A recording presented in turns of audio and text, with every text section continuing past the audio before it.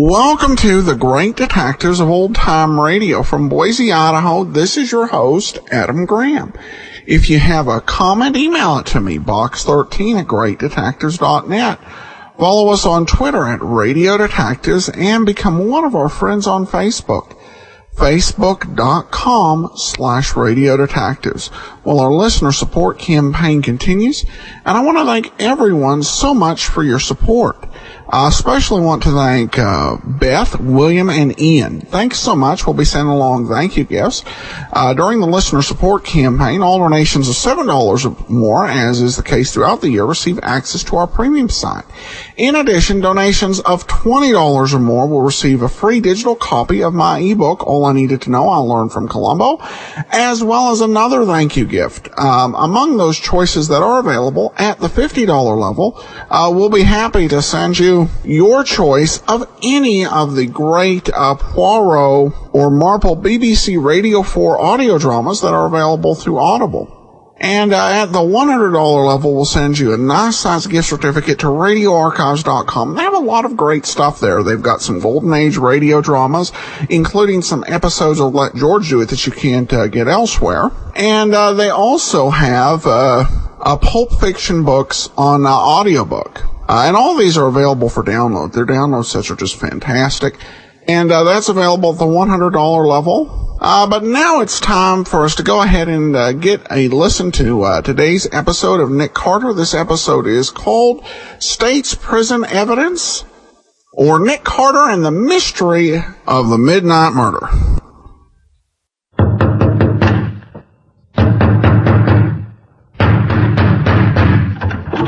What's the matter? What is it? Another case for Nick Carter, master detective.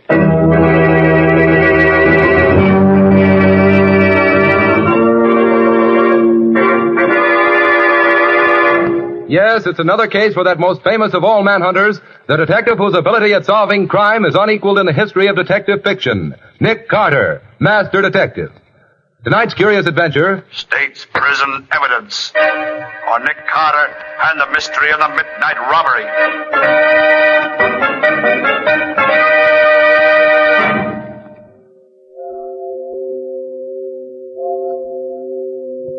Pardon me, could you let me have a line? Certainly. There you are. Swell night, isn't it? Yes, indeed. It's a pleasure to walk on a night like this. Yeah. Well, thanks. Not at all. Good night. Good night. Yes, even in a big city like this, the stars are just... Help! What? I wonder what's wrong with her. I beg your pardon, but is there anything I can do? Can I help you? Is something wrong? Murder! Murder? Who is it? My uncle. When did it happen? I don't know. Well, where is he? Library? In this big house right here? Yes. Oh, it's awful. Oh, you shouldn't be out here in your night clothes. It's too chilly. Come, let me take you back to the house. Come on. Yes. Back to the house. Did you call the police? No, I just saw him lying there in a pool of blood. Then I came out here to get help. Well, I'm Nick Carter, the detective. I'll be glad to help you if I can. Now, careful going up the steps. There we are. Now, you'll show me the library. He's in there. Oh, yes, I see. He's dead, all right. Who found him? The housekeeper. She came in late and saw a light still on in here. And she looked in to see if he needed anything and saw... Then she called you? Yes. And you are... I'm Ella Jarbeau, his niece. I've lived here with him for the last 5 years since my mother died. I see. Has anything been touched since the body was found? No. Nobody's been in here at all. Good. Uh-huh. Shot through the head. Close range. Well, it looks as if he did it himself. No. Well, here's the pistol that was used, right beside him. Did you hear the shot? No. I sleep at the opposite end of the house. Oh, Mr. Carter, please find whoever killed my uncle. What makes you think he didn't kill himself? He wouldn't do a thing like that. I know it. Well, that's hardly evidence, Miss Ella. Did you see this note? Note? I know. Your uncle apparently left it propped up here in his desk. It's addressed to Mrs. Sarah Jarbeau, 7 Dunner Street, City. You know her? I never heard of her. What does it say? Let's see. My dear madam, you've been a widow, in fact, ever since the hour following our marriage. But before day breaks, you will be a widow in name also, for I shall be dead. I have at last learned the truth. The one who told me right after our wedding ceremony that you were everything evil has at last confessed that you were really as good as I believed you to be. It's too late for me to ask you to forgive me for the great wrong I've done you. So I'm taking this way of making what amends I can. The upper drawer of my desk is my will, which leaves everything to you, the repentant husband, Enos Jarbeau. Well, that's a remarkable document. Did you know anything about your uncle ever having been married? No, I never heard that before. Well, that note would seem to prove it was suicide. I know better. May I see that note? Of course. Here. I knew it, Mr. Carter. My uncle didn't kill himself, and he didn't write this note either. Isn't that your uncle's handwriting? It looks very much like it, but he didn't write it.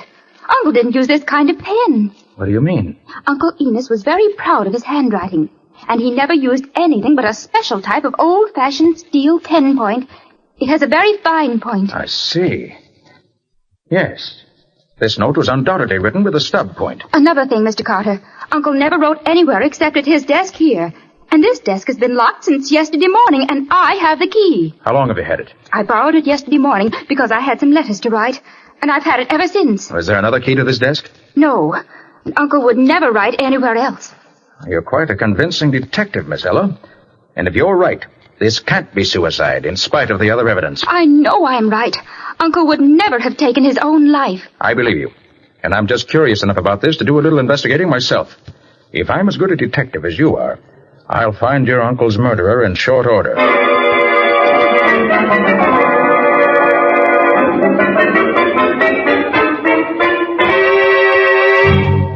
You think this Mrs. Sarah Blake is the woman you want, Nick? I'm not sure, Patsy. But when the maid told me that she never heard of Mrs. Sarah Jarbeau, but that Mrs. Sarah Blake lives here, I thought I'd better talk to her. She might be Mrs. Jarbeau using her maiden name. Here she comes now. You wish to speak to me? I'm looking for Mrs. Sarah Jarbeau. Do you know her? I do. I am Sarah Jarbeau. You were right, Nick. My name is Bill Peters. I'm a reporter. I'm writing a story on the sudden death of your husband, Enos Jarbeau. Oh, the poor man. He died to make up to me for my years of heartbreak. Yes, I saw the note he left. Would you please tell me what happened? Well, I met him one summer on the coast of Maine. We were married in the fall. We took a train for Boston, and on the way he went into the smoking car to smoke a cigar. I never saw him again. Why, that's terrible. Why didn't he come back? I only know that when the train reached the station, a messenger gave me $500 and a note. Oh.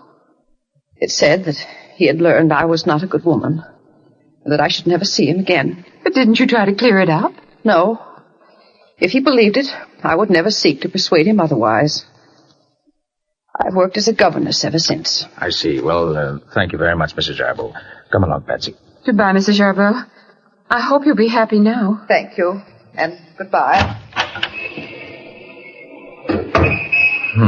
She certainly got a tough break. You know, Patsy, I was prepared to doubt everything she told me, but somehow I'm inclined to believe her story, even if it does spoil my theory that she's part of an elaborate put-up job. Which way are you going from here? Oh, I think I'll... Pardon me, would you let me have a light? Yes, of course. Here you are. Thanks. Nice day, isn't it? Yes, very pleasant. Thanks. So long. So long. Oh, come along, Patsy. Wait a minute. I've met that man somewhere before. He asked me for a light just that same way. Where was it? Well, of course. It was outside Jarbeau's house last night, right after the murder. You mean you think he... Wait a minute, watch a minute. I want to see if he... Yes. He's going into the house we just left. Right. If he and Mrs. Jarbo know each other, the chances are her story is a phony. Oh, but Nick, she seems I know it, Patsy, but this changes things. Patsy, I want you to find out what you can about old Enos Jarbo's past. Find out about that marriage, if there ever was one. But first, call Scubby and tell him to get here right away. Okay. If that man leaves before Scubby gets here, I'll follow myself. Otherwise, Scubby can tail him. But I've got to know where he goes and what he does. Right now, he's our one positive clue.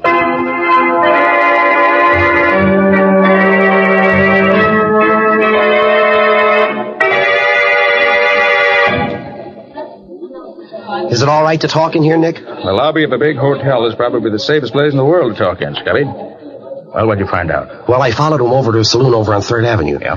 There was a fellow waiting there for him. I tried to hear what they talked about, but all I could get was the name Jarbo. Yeah, I heard that several times. I thought so. But just as I was really getting in close, a couple of plainclothes cops came along and pinched him. Pinched him? What for? Well, it seems he broke out of state's prison 3 days ago. I heard the cops call him Barney McCoy. Barney McCoy. Yeah. Jailbird from state's prison. Pardon me, Scubby. Want to speak to the desk clerk? Oh, sure, Nick, but what do you have to... Oh, clerk, I'd like to speak to the governor's suite, please. Yes, Mr. Carter.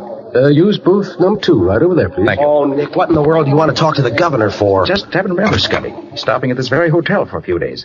I want him to do me... Hello, Mr. Secretary. Well, this is Nick Carter. I'd like to speak to the governor a moment, if I may. Thank you. Hello, Governor. This is Nick Carter. Fine, thanks. Governor, I want to go to state's prison. Oh, no, not as a visitor. I want to go as a convict.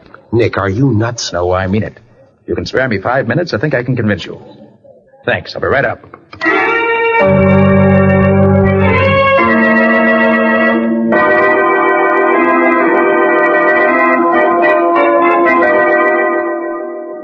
Ella, I asked you to meet me here at my office because I'm going to be out of town for a few days, and I want to have everything straight before I leave. Has anything further happened? Nothing, Mr. Carter, except that Mrs. Jarbo has installed herself in the house as its mistress. She's very unpleasant to me, and I know she'd like me to leave. Oh, you stay right there. Did the will leave anything to you? No, Mr. Carter. Everything went to her. I can't understand it. I can. That will is forged. But the will is in Uncle's handwriting, and both the witnesses to the will have identified their signatures as genuine. And the will was found where the note said it would be. Nevertheless, I'm convinced the will's a fake. Patsy, what did you find out? Enos Jarbo and Sarah Blake were married right enough. I found the record in a little church on the south side. Sarah really is his wife. Forged will doesn't make sense. And neither does a suicide note, which Jarbo didn't write. Maybe he did kill himself after all, Mr. Carter. Maybe he just forgot about me. No, I don't believe it, Ella. I don't either. And Ella, I'm going to prove I'm right, even if I have to go to jail to do it.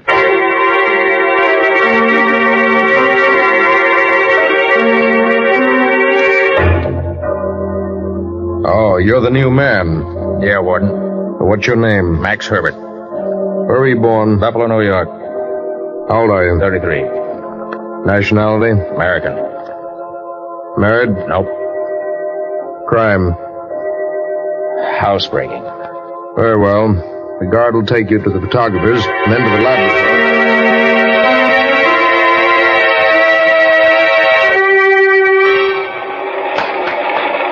Well, fella, you've been here 3 days.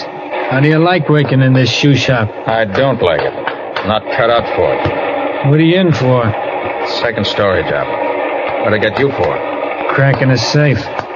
There's 4 of us. 2 of them got away. Me and McCoy was nailed cold. McCoy? Hey, you wouldn't mean Barney McCoy, would you? Yeah, you know him? Sure, know him well. Great guy. Yeah, sure is. And you know his wife? Yeah, some.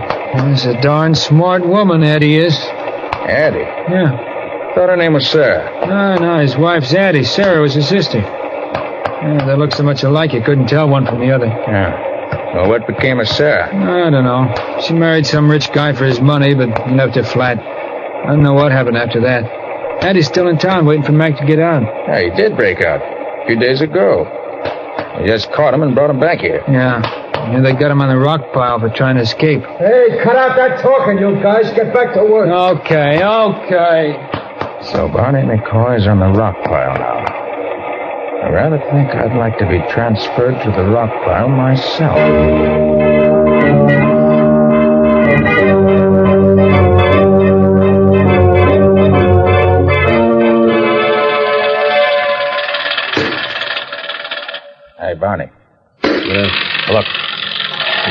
know, for almost 2 weeks. Yeah. So what? You know I wouldn't give you a bum steer, don't you? What are you leading up to, Max? I'm working on a way to get out of here. Before I come up here, I heard you on the level. I'd like to let you in on it. Where did you ever hear of me outside this place? A big town. A girl named Sarah told me about you. What? You married her sister, Addie. You know Sarah? Sure. About 5-6 years ago. Haven't seen her since, though. Sarah's in Europe now. Yeah. When are you planning on getting out of here? As soon as I get the necessary people lined up. If I had some dough, we could get out of here tomorrow. How much do you need? About 200 to start with. Okay. I'll have it for you tomorrow. Okay, Max. You get that stuff and we'll be out of here in 2 days.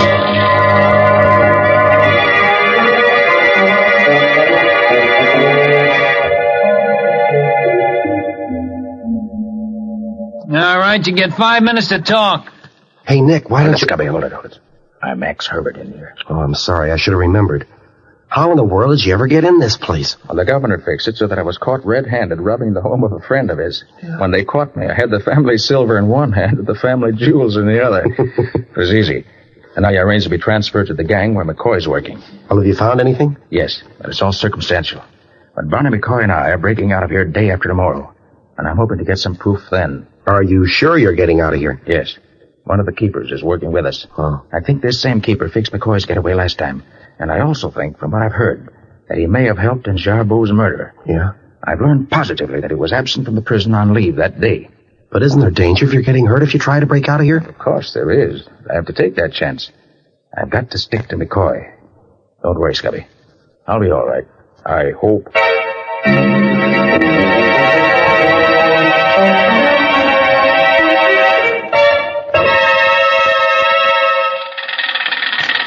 You all set, McCoy? All set.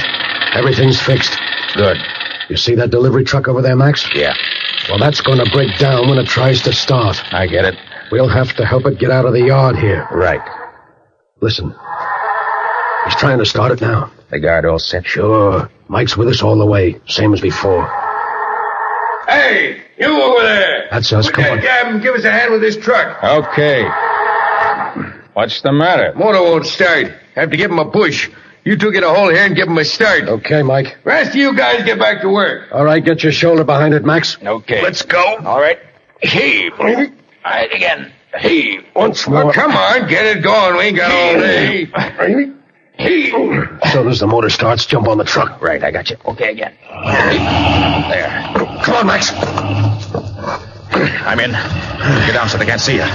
Look, bridge over the railroad tracks is just ahead. When we get over the tracks, be ready to jump. Be right with you. All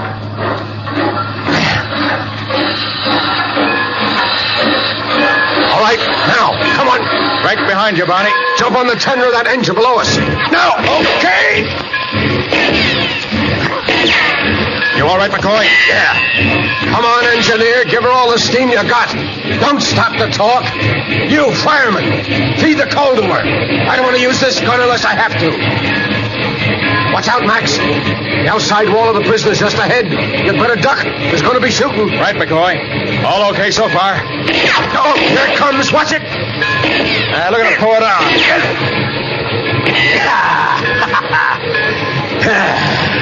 Well, we're out of jail now. And for good.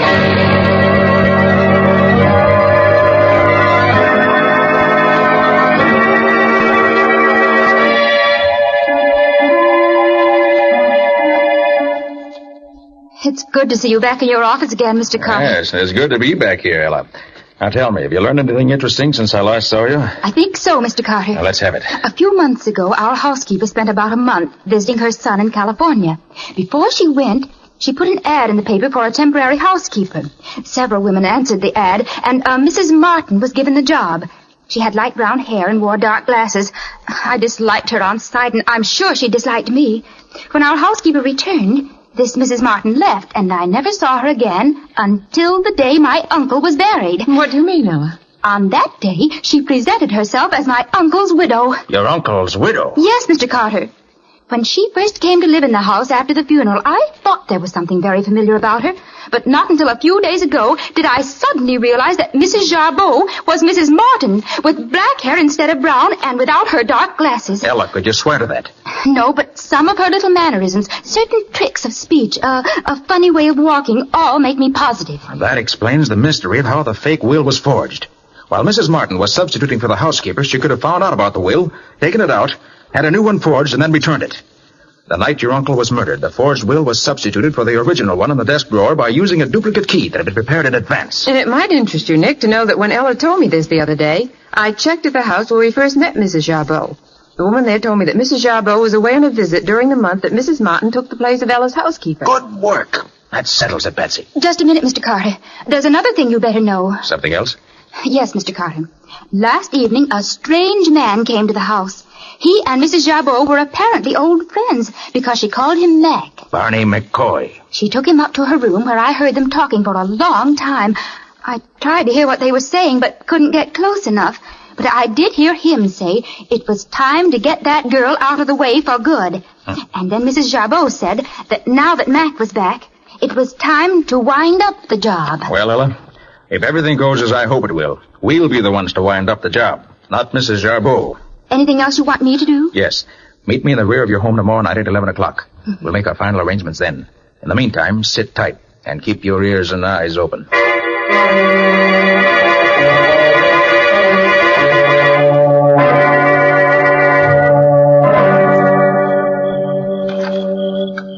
Mr. Carter? Mr. Carter?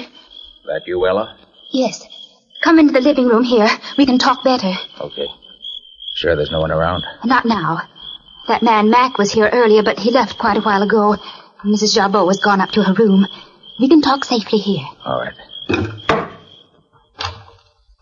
Don't turn on the light. Maybe seen. We can talk just as well in the dark. Whatever you say. Now tell me, does Mrs. Jarbeau know you've ever seen this man, Mac? Oh, no. I've kept out of the way whenever he's been around. Good. Do you know what he came here for this evening? There was talk about chloroform and poison. And then she told him the lawyer for the estate was here this afternoon and said that she would be in full legal possession of the estate in another few days. I see. Then he said that if that was the case, it was the time to act before it was too late. Well, it's time for us to act, too. I think we'd better... Quiet. Somebody's unlocking the door through which we came. Maybe they won't come in here.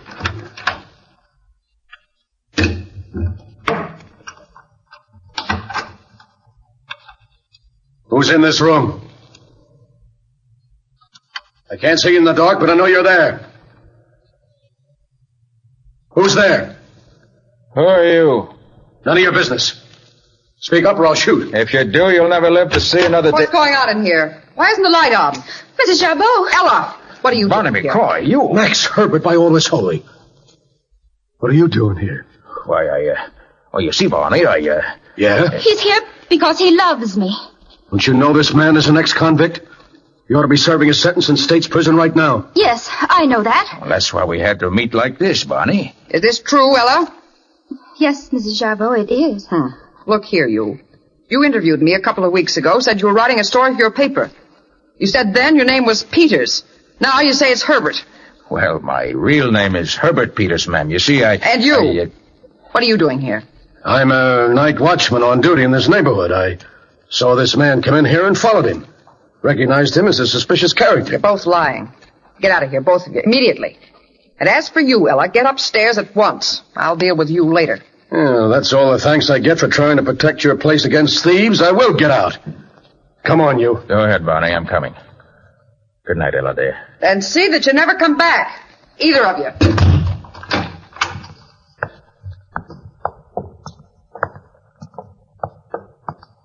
Hey, Max. Yeah? Was that story about you and the girl straight? Why, sure, Barney. Wasn't your story on the level? Well, to tell you the truth, I was going to see if I could find a few things I could swipe. I'm flat broke.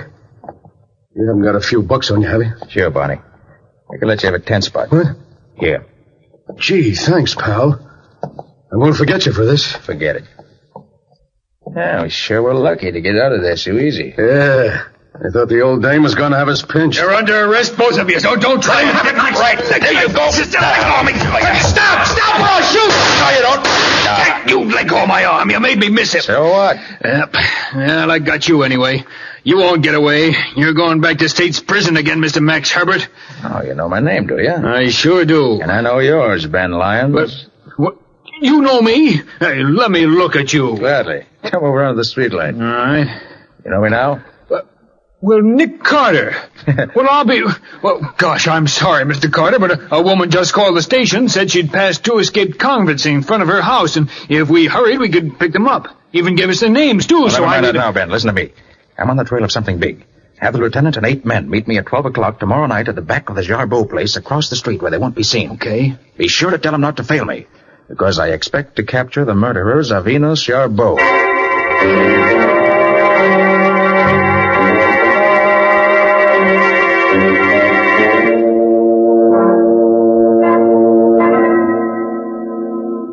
Are all the men posted as we agreed, Scubby? Yes, Nick. Outside and inside the house. Good. They have orders to let anybody come up here, but to let nobody go downstairs again.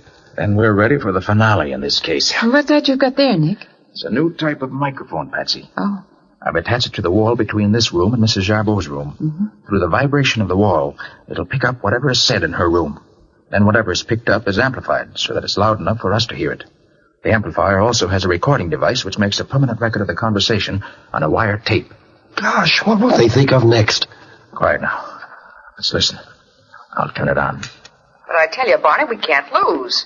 In a few more days, the whole Jarbeau estate will be mine, legally. I know, Addie, but can you handle that girl for a few days more? That's well, if McCoy. I can't, we'll give her what we gave the old man. Do we have to? If she's dead, we know she ain't gonna bother us. Yeah. So we bet... Hey, what the devil's that? Quiet. How do I know? The housekeeper's answering it. Hey, somebody's coming up here. Did you tell anybody you were up here? Anybody here? Mike! What are you doing here? Well, that's a fine question to ask me. I'm here because you sent for me. Who sent for you? You did, McCoy. Are you crazy? I did nothing of the kind. I got your note this morning. Here it is. What? Come to Jarbeau House tonight, but not before 12. Everything okay. Very important. And it's signed Barney. Listen, I never wrote that note. Well, if you didn't, it means trouble for us. Somebody else knows about this business besides us 3. You mean we're caught? We ain't caught yet. But we will be if we don't watch our step. Even now... I was afraid of this. I knew I should have kept out of it. Ah, shut up, you rat. You're not in jail yet. But I'm going to be. I can feel it coming. Don't shut up, Mike. I'll brain you. You did it, McCoy. You fired the shot that killed the old man. I just... Shut up, you stupid Come on, kids. It's enough of that. Let's go. Right with you, Nick. I'll take it easy, Sarah. Wait a minute, will you? I can't wait any longer. Get your hands up, both of you. And no funny business. Max, what are you... No, McCoy, not Max. Nick Carter. Nick Carter? You ain't got nothing on us. Oh, Nick's got enough on you 3 to send you to the chair. Yes, McCoy, we know the whole plot from beginning to end. Tell him what we found out, Nick. What do you mean? It means I know that Sarah married Jarbeau, and that shortly afterwards she died. You, Addie, her sister, married McCoy. When Sarah died, you found her marriage certificate and decided to use your resemblance to her to get the old man's money. McCoy was in prison then, but you arranged with the guard Mike here to help McCoy escape when the time was ripe. Then to pay Mike for his trouble, you cut him in on the deal. Then you, Addie, got that temporary job here as a housekeeper, which was an unexpected break. While you were here, you had the fake will made. Then when all was ready, McCoy escaped as planned. Mike came with him, and between the 3 of you, you chloroformed old Jarbeau, and then shot him in such a way that it looked like suicide. How do you know it wasn't suicide? The suicide note you left for the old man. Whoever Addie got to forge that will for her did such an expert job that the witnesses recognized their own forged signatures as genuine. But whoever wrote that suicide note was so clumsy that he wrote it with a blunt-pointed fountain pen instead of the sharp-pointed steel pen that was the only pen Jarbeau ever used. That ain't proof. That's guessing. We've got plenty of proof, McCoy. And if that isn't enough, to top it all off, the conversation in this room between you 3 crooks has been recorded in full for the past 20 minutes. And if that isn't practically a confession and good legal evidence in any court, my name isn't Nick Carter.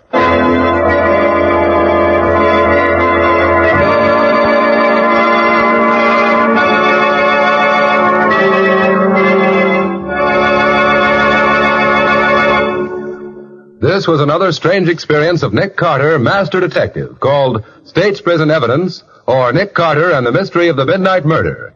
Another of the curious adventures of Nick Carter, which are brought to you regularly at the same time each week by WOR Mutual. And now, Nick, what about our story for next week? Well, next week's story started off as a simple question of who stole the firm's funds. But it ended up by being the very perplexing question of who killed two men and caused the death of a third. And not the least puzzling part of the case was to find out who fired the fatal bullet which started off the murders. Isn't that usually the most puzzling part of a murder story? Well, yes, it is. But in this case, the man who was killed was standing by my side in the corridor of a large office building. And there was no one around at the time who could have fired the gun that killed him. I'm afraid I'm getting more mixed up all the time. That's exactly how we felt about it. But Nick cleared it all up in spite of everything. And we'll tell you all about it next week. So long. So long, folks. And so long to you, Nick and Patsy. See you next week.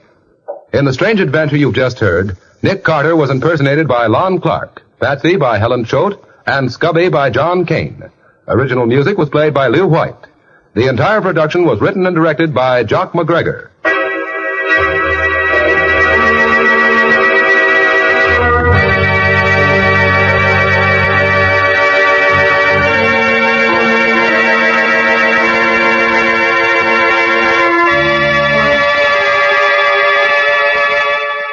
Next week at the same time, another curious experience of Nick Carter entitled An Angle on Murder, or Nick Carter and the Mystery of the Mutilated Bullet.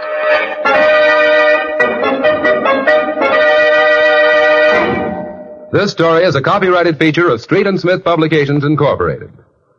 The Return of Nick Carter is produced in the studios of WOR and is broadcast over most of these stations every Monday evening at 9:30 Eastern Wartime. This is Mutual.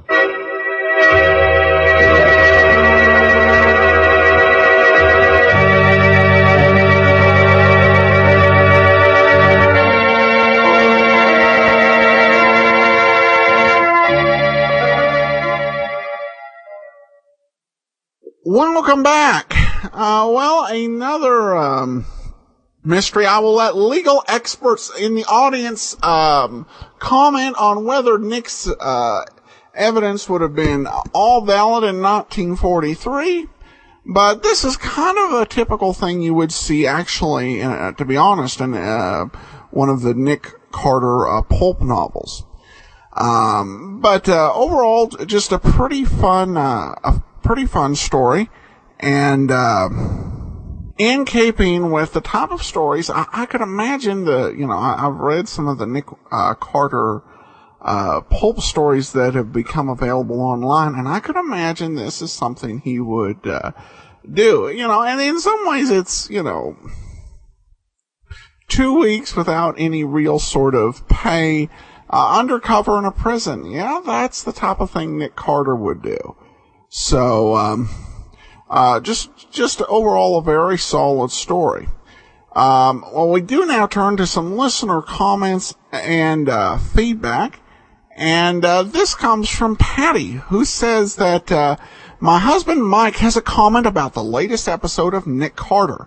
He's surprised that you did not mention that Nick bragged that his guns were waterproof. His quote is, "That is not possible, especially for that day and age." The show did not explain where or how Nick's guns were waterproof. The fact that Nick said that he had special guns is even more like the 60s Batman than the whole water tank prison you mentioned at the end of the show. However, we both thought it was a great episode with all the behind the scenes with the Voodoo movie and the movie set. We both enjoy the shows, especially Johnny Dollar and Nick Carter. Well, thanks so much, Patty. Well, I will often reserve comments because I'm not necessarily a forensic expert, and that's why I love when the audience, when people in the audience, we'll call the shows on things, because I'll notice some things based on my life and expertise, but I won't notice everything. And that's a good call. I should note that a listener, and the comment where they put it got buried, so I apologize. I don't know who said it specifically, but he pointed out, one of the writers for the Carter Show, was also wrote for the for The Shadow, which is another pulp classic, and that makes sense since both shows were on Mutual. Both shows were based on Street and Smith publications. And the pulps come up with some odd things. In the pulp magazines, people like Nick Carter, people, and The Shadow, and Doc Savage. They always seem to just have their own, special things and special rules that apply to them. And so that, I think, is the type of perspective that writer's coming from. And I think we will probably see that sort of thing in Nick Carter. And so if I miss something and you're in touch with reality in a particular area where I'm perhaps not as skilled in all the details of something, drop me a line, because I'd love to hear from it. And, that's one of the great things about the show, just how we learn together. All right, now we have some additional comments. Eric writes on Facebook, just simply, you do a good job. Thank you. Well, thank you, Eric. Dragonflies 2, writing over on Amazon, says, I listen to old-time radio on my iPod, and I love it. This allows me to listen to old-time detectives on my tablet.